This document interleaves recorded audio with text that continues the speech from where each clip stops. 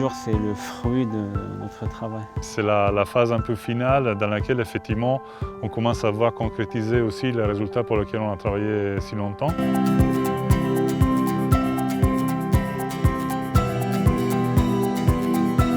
Dans le projet TFA, la mission de Drylenium, c'est de développer un ensemble de sous-systèmes qui vont nous permettre de mettre en marche le train de fret autonome. Notre système se constitue de 2 sous-systèmes. À la partie capteur virtuel, en automatique on les appelle les observateurs, et la partie commande. Le rôle des observateurs est de détecter cette faible adhérence et donner l'information au sous-système commande. Cette information, elle est très utile par rapport à la loi de commande.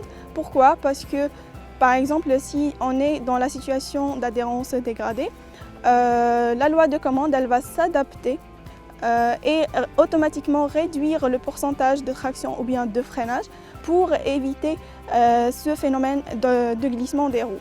On a développé des capteurs à fil qu'on a baptisés 2MI pour module de mesure interwagon et qui vont nous servir à capturer la distance entre les wagons pendant que le train circule.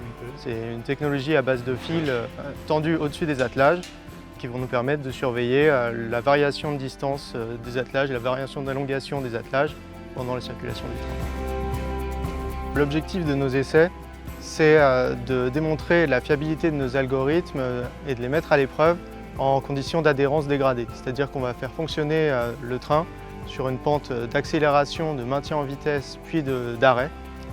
Et pendant les phases de traction et de freinage, on va arroser les roues afin de mettre à l'épreuve les performances du train lorsque les roues sont censées glisser. Il y a un réservoir d'eau avec de l'eau même savonneuse au besoin qui va injecter de l'eau dans les premières issues du convoi. Et ça, c'est pour simuler effectivement des situations d'adhérence dégradée. Et en même temps, on a également équipé les wagons à travers des boîtiers conçus par notre équipe qui va permettre effectivement de mesurer, d'enregistrer l'élongation, la distance entre chaque wagon et pour permettre effectivement a posteriori de reconstruire la dynamique du convoi et savoir juger si notre algorithme est capable effectivement de réduire les sollicitations interwagons.